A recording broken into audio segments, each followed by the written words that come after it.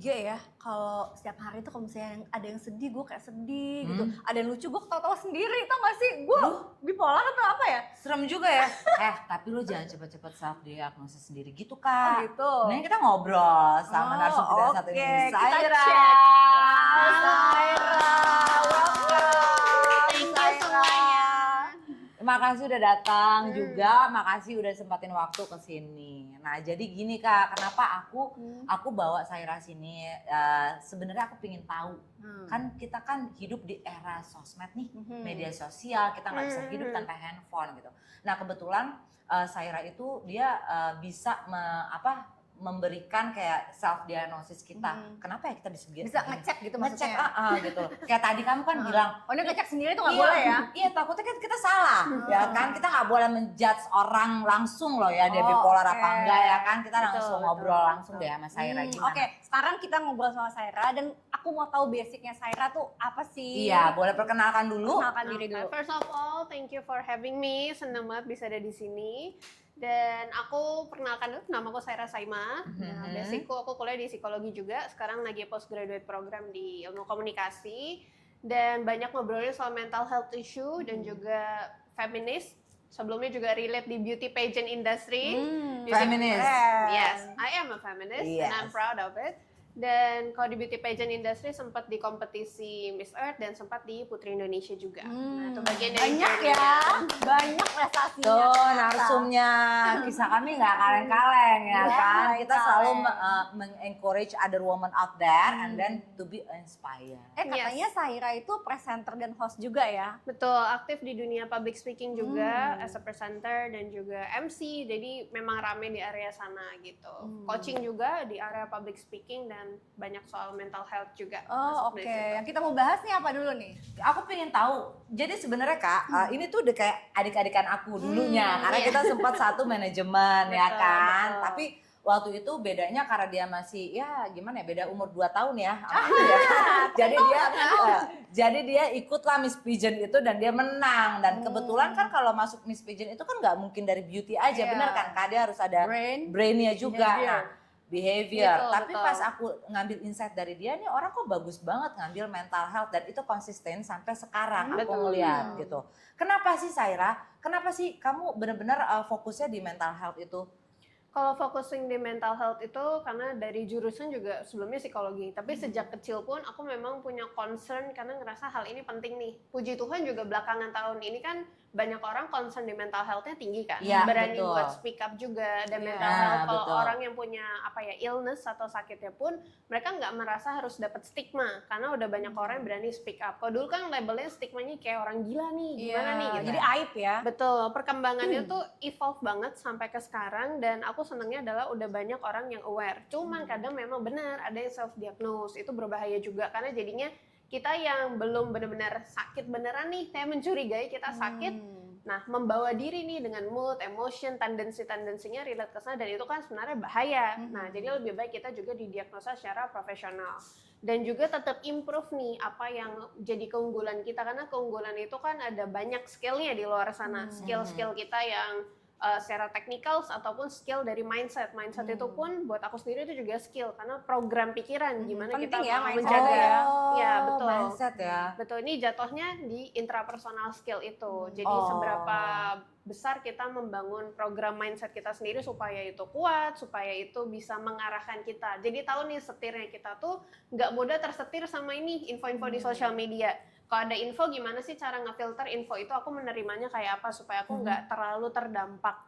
Atau misalnya aku capek nih ngeliat story orang. Kalau anak sekarang tuh isunya dari beberapa teman-teman yang aku tahu tuh banyak kan jadi insecure. Insecure sama orang lain. Betul. Selain insecure pun mereka ngerasa apa ya, susah mau membangun diri biar semangat gitu. Cuman kadang spiritnya pun tetap ada, spirit mereka tuh ada, tapi mudah down. Nah itu yang harus dibangun jadi issue. ya. Betul, itulah kenapa mindset itu perlu dikaji lebih dalam dan kita terus memprogram ini jadi mindset yang kuat. Even though life itu pas lagi hidup ini gak baik-baik aja, tapi mindset kita kuat jadi kita lebih bisa mengarahkan gitu.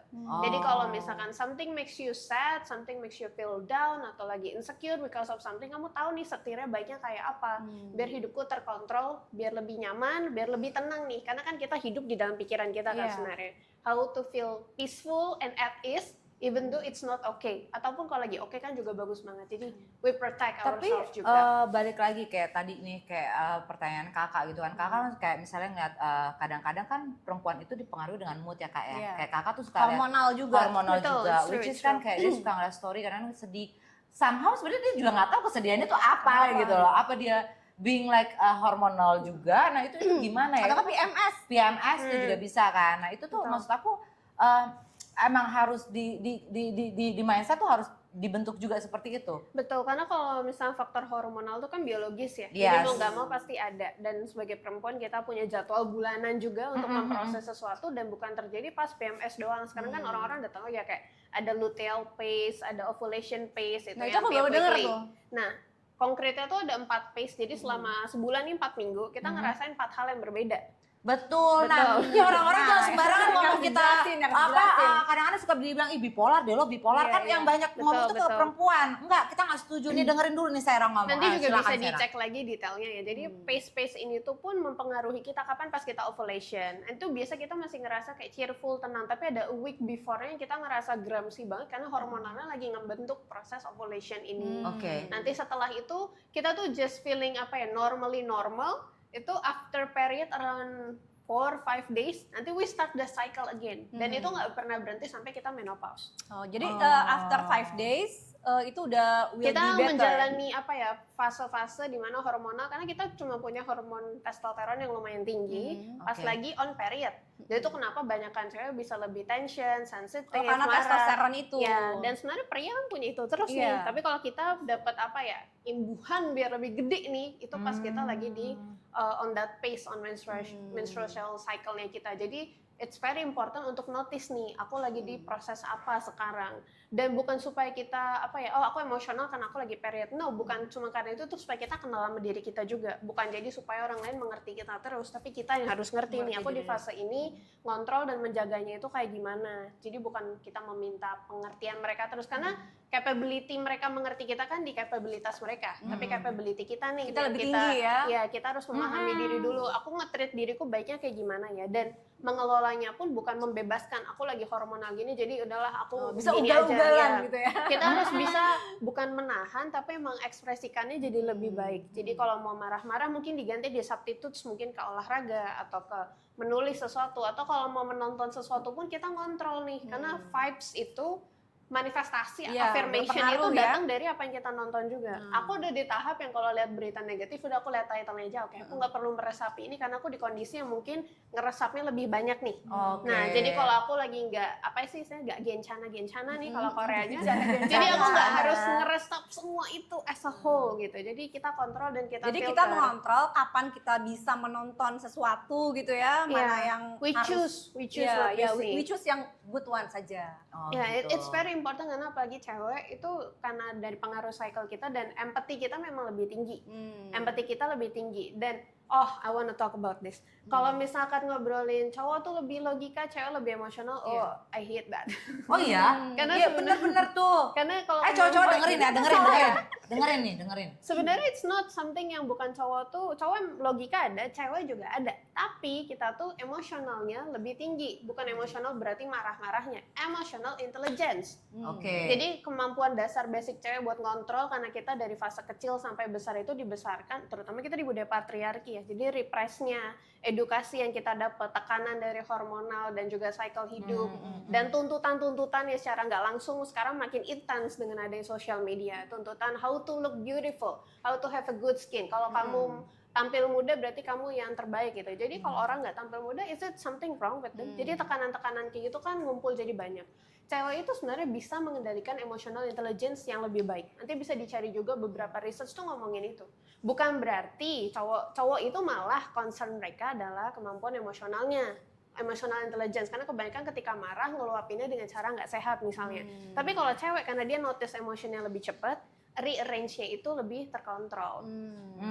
Lebih terkontrol dan lebih terjaga. Walaupun kita ngeluap, tapi kita tuh lebih bisa mengekspresikan itu. Dan sebenarnya ini concern buat cowok-cowok juga, karena kasihan juga sama mereka. Ketika mereka tuh tuntutannya harus kuat terus, harus nggak boleh nangis. Cowok itu nggak boleh yang namanya lemah, dan itu beda banget sama hal yang harusnya terjadi. Jadi mereka juga harusnya punya ruang untuk berekspresi. Dan aku senang banget sekarang tuh udah banyak cowok-cowok yang berani speak up soal mental health issue juga.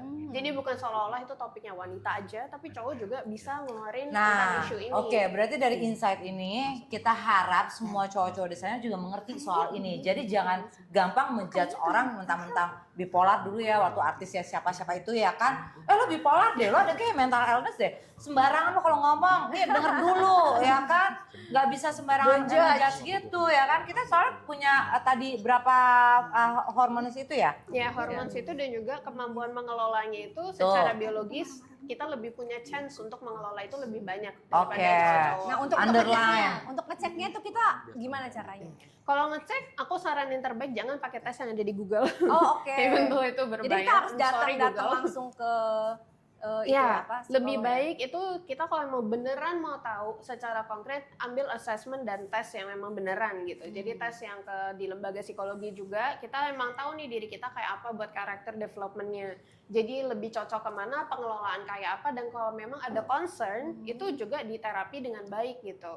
Diterapi dengan baik, dan kalau misalkan terapi itu lebih works nggak apa-apa, tapi ada beberapa orang yang juga butuh bantuan sampai harus minum obat tuh. Nah jadi case-case tiap orang tuh berbeda gitu.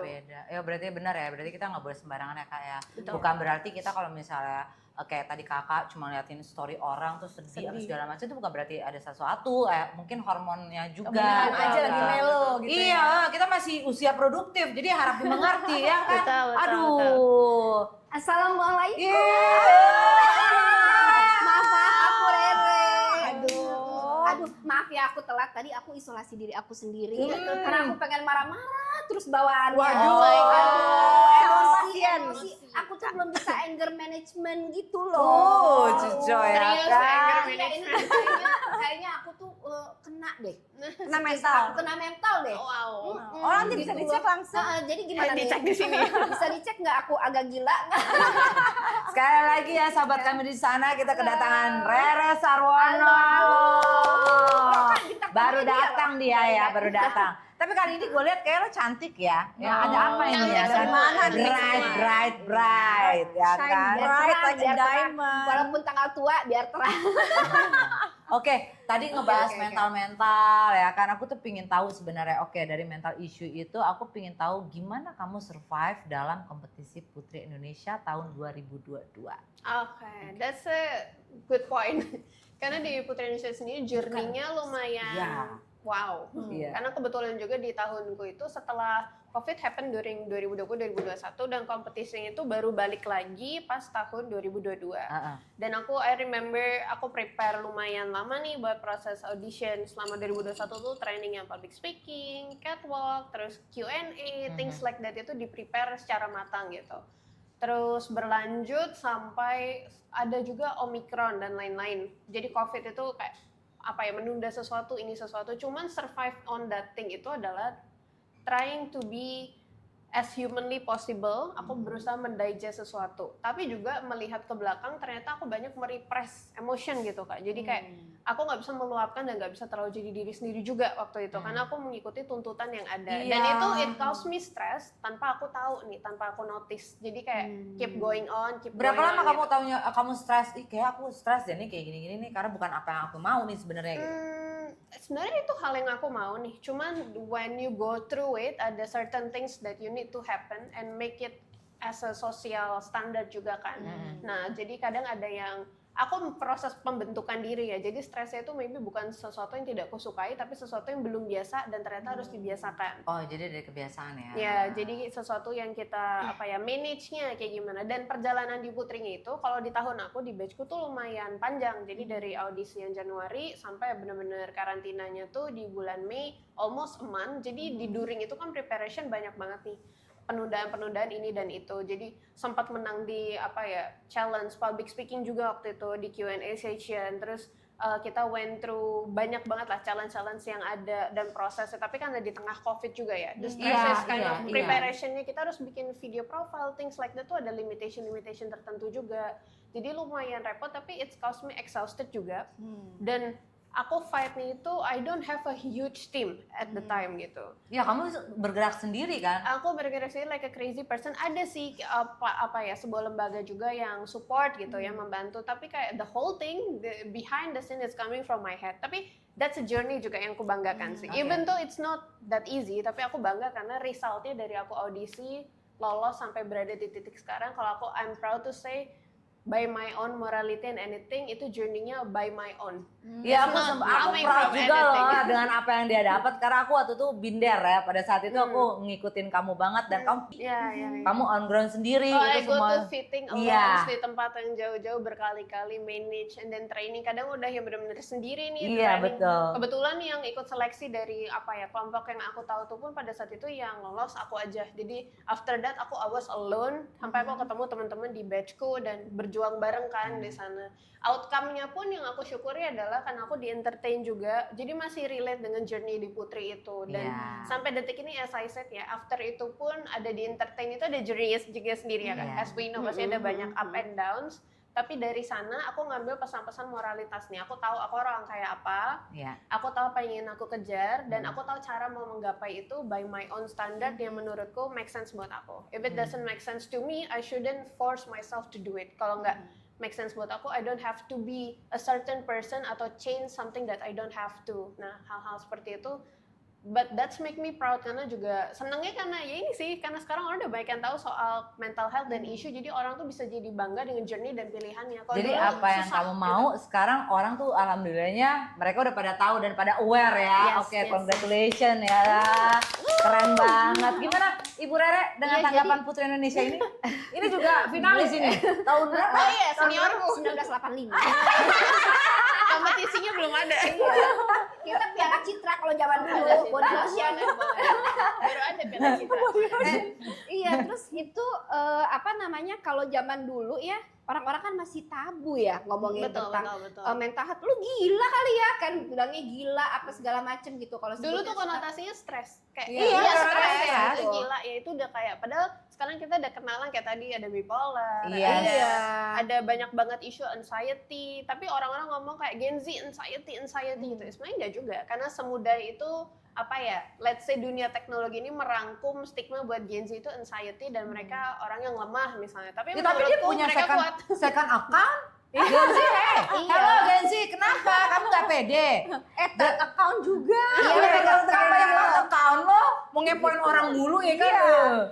Gen Z tuh kenapa ya, kayak dia tuh nggak mau dilihat orang, tapi dia mau melihat. Kenapa sih itu penyakit apa lagi sih? Itu permasalahan fenomena apa? Ya kan misalnya coba dilihat ya, coba bedain ya. Kalau misalnya Gen Z tuh kayak foto-fotonya tuh jauh banget, hitam putih. Iya, hidupnya tuh dark banget, Kalau kita berwarna, gelap-gelap. Itu vibes sih mereka sih, dan itu cara mereka enjoy. Jadi bukannya karena Gen Z-nya ya, tergantung personality-nya nggak sih? Karena kalau ngobrolin Gen Z kan mereka juga udah getting to adulthood nih. Jadi ada Gen Alpha, mereka pun sama, Gen Z pun sama, dan some part of millennial yang masih mepet sama Gen Z, behave-nya sama Kak sebenarnya. Nggak tahu. Jadi daripada generational issue banget, tapi current trend yang orang resap itu dia mau look kayak gimana. Kadang tuh bukan soal look good, standar yang look good kayak dulu kan kita dari magazine yang cakep itu yang gini. Kalau sekarang tuh standar look good adalah lu pede, lu taking care of yourself. Nah, jadi kalau misalkan mereka muncul di first account mereka ini yang aku slay. Nah, yang misalkan yang aku pengen melihat dunia yang lain tapi I don't want to feel seen, ya udah banyak yang lihat dari second account. And for me that's not a problem sih. Dan Gen Z satu lagi dia tuh kayak kalau misalnya mau ngepost tuh kayak ditunda, mau ngepost takut dijudge gitu ya. Kenapa? Sementara kalau kita kayak ngepost bodo amat gitu. Gen Z kayak think twice. Karena honestly brandingnya mereka it's coming from social media and how strong branding itu kan jejak digital kan, when you post things then people udah misalkan ada yang suka banget sama mereka di capture, di screenshot, it's done kayak part of your life juga di situ. Jadi that's why they're very careful. Tapi juga stigmanya harus look good, harus ini harus itu di generasinya mereka pun it's very pushnya really hard. Kakak tau lah ya konten-konten yang kayak skincare, tau nggak sih mau punya kulit yang bagus tuh harus gini biar kamu bisa punya cowok, biar kamu bisa slay in life gini gitu.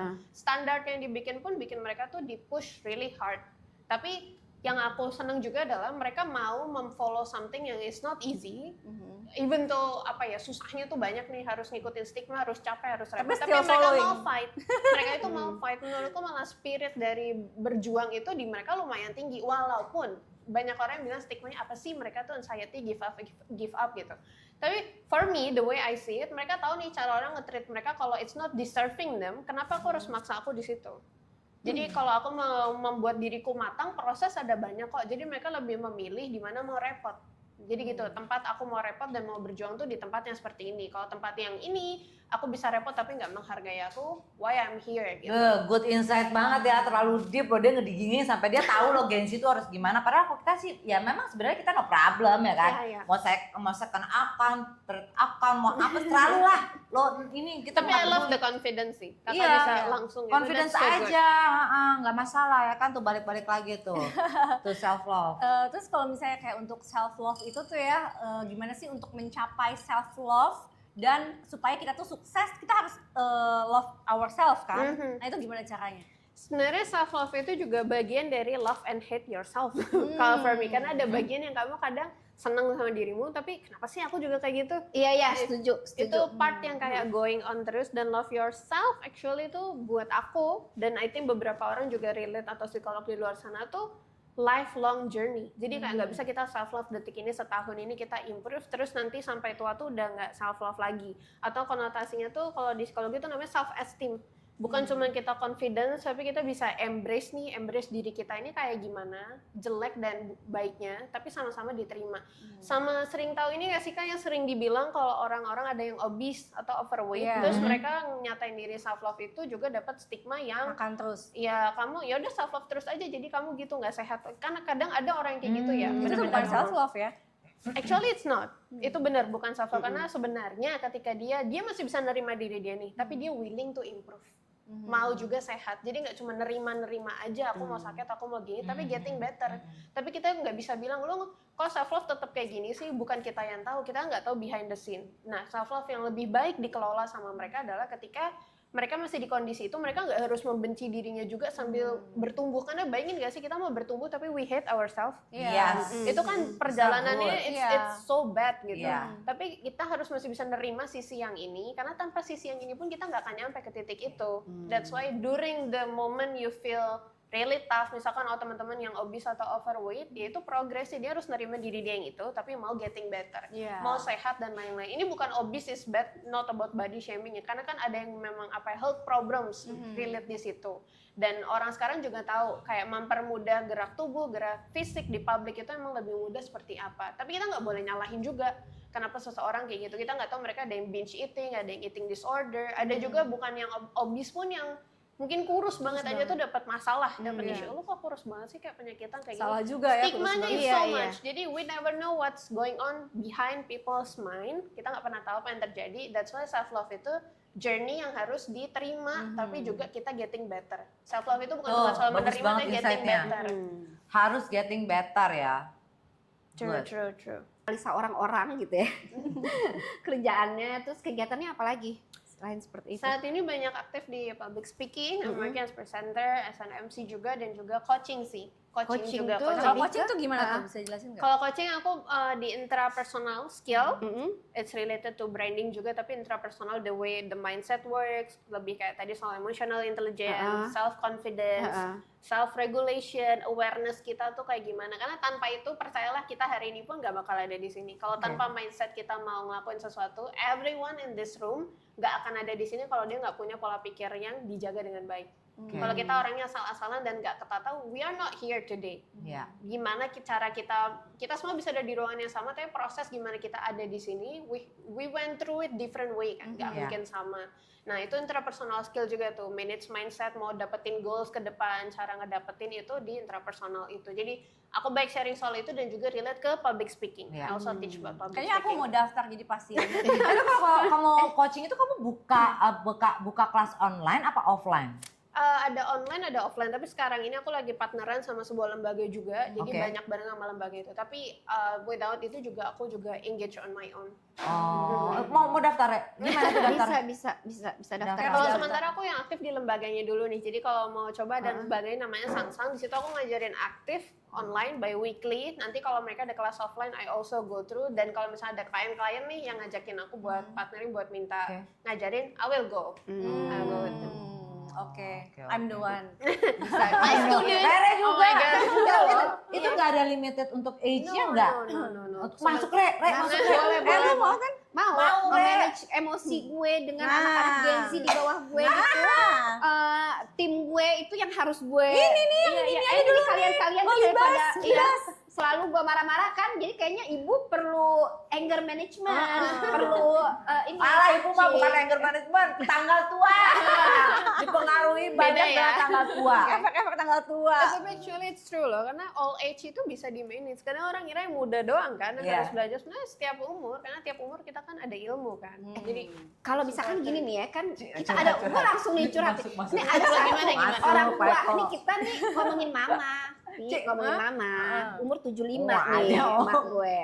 Ini kadang-kadang dia namanya udah pensiun ya kan, dia kan dulu aktif banget tuh dalam kecantikan nyokap gue. Enggak, namanya umur tiba-tiba inget dulu mama begini nih diajak teman mama beli jam tiba-tiba pokoknya dia nuduh gue nih namanya orang tua udah pikun kalian nuduh gue itu Astagfirullahaladzim. jamnya ada di rumah Neng. Terus gue bilang mama jangan kayak begitu, jangan suka nuduh gitu kan, namanya juga orang tua kadang-kadang inget katanya di rumahnya dia misalkan gitu kan, dituduhnya gue itu dia bisa dibenerin juga nggak tuh mak gue umur 75 udah mulai bisa nggak dia kursus gitu kursus terapi gitu sama ente bisa Main teh.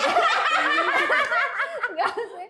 Bisa, saya kira. sebenarnya all age itu bisa kalau kita mau open to class, kayak kita mau all age, progresnya tuh yang penting ada satu nih, orangnya tahu kenapa dia ada di situ. Misalkan dia tiba-tiba ikut sesuatu, dia harus tahu reasonnya apa. Aku kenapa sih mau kesini? Oh, aku mau manage anger issue aku mau manage emotional well-being aku kayak gimana, wellnessku kayak apa. Nah, ketika dia tahu reasonnya akan lebih mudah pas dia mau proses mengubah diri nih. Jadi dia spirit untuk berubah itu bakal ada kalau orangnya aware. Jadi kalau dia nggak aware, mau secapek apa kita ngasih tahu akan jauh lebih sulit sampai dia ngeh sendiri. Karena aku gini ya, ternyata kayaknya aku harus ngelakuin perubahan nih. Nah jadi harus awareness itu harus ada. Bisa dibantu orang lain, tapi kalau dia nggak ngeh dari momen yang ngeh itu nggak dapat ya, it's not there, nggak bakal happening. That's why itu penting banget buat sadarnya dulu harus ada. Kedua, dia harus tahu kalau isu itu berdampak buat dia tuh kayak apa. Aku jadi orang yang kayak apa sih kalau aku ngelakuin hal kayak gini gitu. Apa aku jadi orang yang lebih stressful, lebih less happier in life gitu. Dan soalnya ketika kita di usia yang senior kan pengennya hidup yang lebih happy, damai gitu kan. Tapi emang benar orang-orang yang di usia senior itu tendensi memori-memori saat dia muda ini lebih kuat. Lebih kuat. Jadi kejadian yang baru-baru terjadi itu malah nggak semudah itu untuk diingat. Dan sebenarnya hal-hal seperti ini tuh bukan jadi isu besar, tapi harus dilatih gitu Kak. Jadi harus dilatih manage emotion. Mungkin nggak gampang karena stigma dari generasi terutama di Indonesia dulu tuh kan apa sih kayak gini kayak nggak penting deh gitu. Papaku sendiri pun pernah di progress yang ketika mau nanganin isunya dia misal pernah takut sama sesuatu nih, fobia akan things gitu. Tapi emang ketidakbiasaan mereka untuk mengelola dan nganggapnya tuh aneh. Assessment tuh kan nggak mudah ya. Nah jadi progresnya penting dia aware dulu, tahu nih kalau dia mau berubah tuh biar dapat hasil apa. Jadi goalsnya tuh misal mamanya aku pengen lebih tenang, lebih cheerful, yang pengen hasil lebih baiknya kan kakak nih. Nah tapi if your mom also wants to lebih peaceful dan aku biar nggak terlalu gampang marahin anak aku deh. Nah dia tahu nih dia juga bukan pengen kayak sih gitu. dia menuduh. Nah kalau individunya tuh langsung tahu juga, it's easier, lebih mudah. Jadi kita bisa membantu mengarahkan. Dan kalau misalkan, lagi pula kalau nggak nyampe level bahaya, it's okay sih. Cuma kalau misalkan you make it easy juga, lebih make it easy for them. Masa sih mah anak mama kayak gitu. Jadi kita juga bikinnya itu nggak yang we take it not really hard, karena kita bikin kayak tendensinya nih kalau kita dituduh kan bete nih kesel. Tapi kita bikinnya ngeresponnya lebih baik. Jadi lu jangan emosi aja bawaannya. Lu apa-apa sedikit emosi sih. Kalau kita dituduh dari 4 orang anaknya yang dituduh gue mulu ya kan Ya lu disayang kali diingetkan. Bisa jadi paling disayang jadinya Iya paling kan ditanya. percaya mereka. Tapi kadang tuh orang yang kayak gitu, yang kalau misalkan menuduh tuh karena dia juga punya kepercayaan besar di situ. Makanya dia tuh menuduh Re. gitu. jam dinding gue Jam ngambil dinding. jam dinding. Jangan sedih, lo cari itu kertasnya, surat wasiatnya banyak kan buat lo. Wasiatnya Wasiat apa? sama kita. Bon-bon koperasi. Oke, tapi balik lagi ya, tujuan kamu tuh apa sih alasannya untuk coaching? Kenapa mesti coaching gitu? Kenapa mesti coaching yang kamu digging so much gitu? Kenapa? Lately itu emang ngebahas soal, di coaching aku banyak ngebahas soal intrapersonal dan about womanhood juga, as a woman. Patriarki. Ya, patriarki of course relate karena kita tinggal di negara patriarki, jadi it's impossible nggak bahas soal patriarki. Cuman kalau soal coaching ini tuh menurutku hal yang akan ngasih impact ke orang lain. Impact apa yang mereka dapetin dari aku juga. As a human gitu, aku ngerasa hidupku akan jauh lebih bermanfaat ketika aku ngasih impact di pola pikir mereka, di mindset mereka. Dan I'm really talking from my heart kalau emang aku ngomongin ini. Aku benar-benar mereka dapat impact sesuatu new things lah. Everyone yang bertemu gitu dengan kita, at least mereka pulang tuh bawa sesuatu dari aku gitu. Benar, betul. That's also part of my goal gitu. As a human, aku pengen meninggalkan jejak seperti itu. Jadi progresnya itu tuh kenapa di coaching, itu kenapa aku juga as a public speaker I enjoy talking about things in public. I feel my energy is good. Tuh kenapa working as a presenter, MC and such. Tapi juga di part itu I want to share what I have to them. The knowledge ini tuh gak akan berarti kemana-mana kalau we never share it to people, they never know. Jadi ini menurutku caraku supaya hidup lebih bermanfaat juga dengan membantu mereka. Hidup bermanfaat untuk masyarakat lain. Ih, luar biasa Saira. Saira bisa nggak kasih tips untuk sahabat kami di luar sana, gimana caranya untuk stick to the goal? Caranya untuk stick to the goal, first and foremost, trust yourself dulu. Percaya sama diri sendiri kalau kita mau mengubah sesuatu. Bukan and trust then issue. know your goal. Jadi tahu goalsnya kita nih apa nih, tujuan yang kita mau capai itu apa. Dan kalau manusia punya goals, kita nggak pernah puas. Kita selalu punya goals lain. Tapi cara untuk dapetin goals ini dulu atau mendekati goals itu dibikin tuh step-step poinnya. Jadi know itu.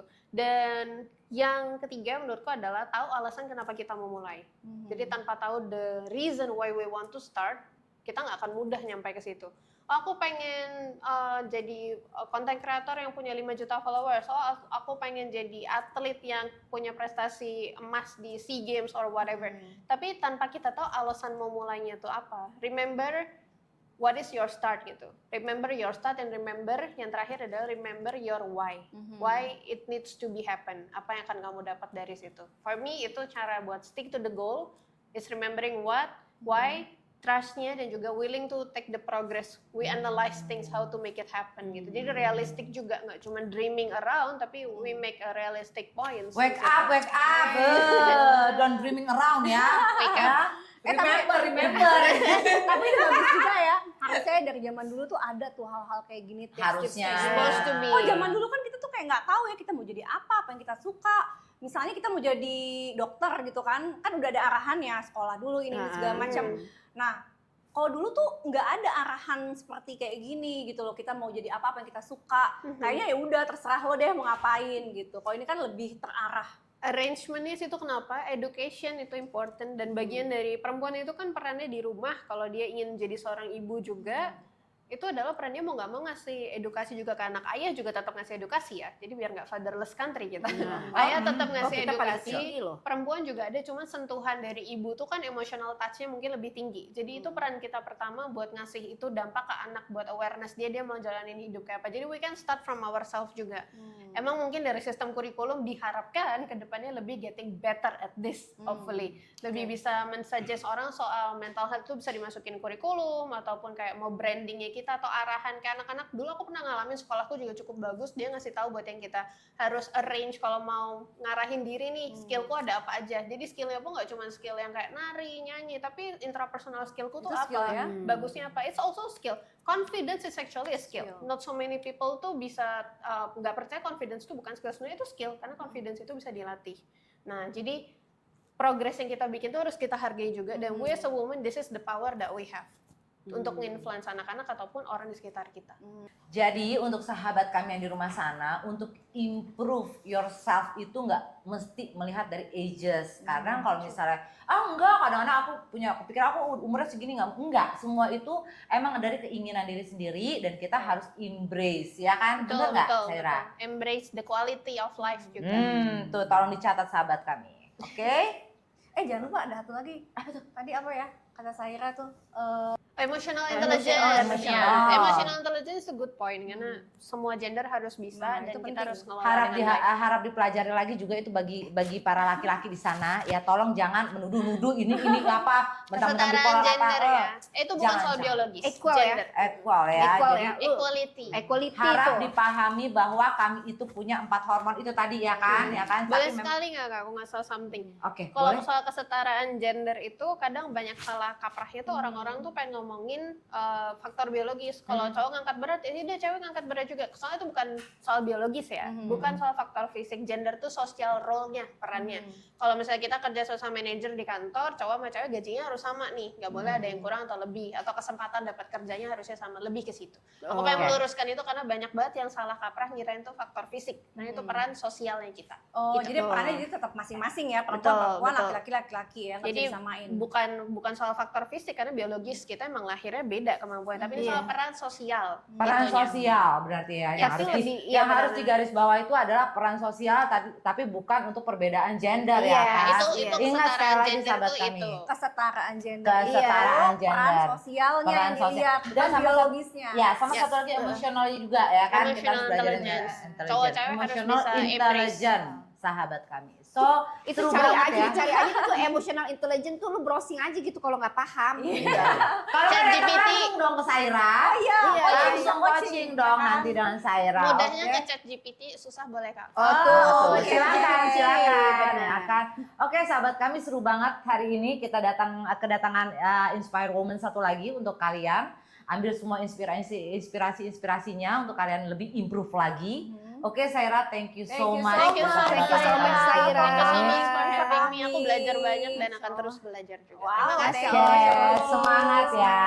Oke, sahabat kami, Kalian tidak sendiri. Kami bersama kalian.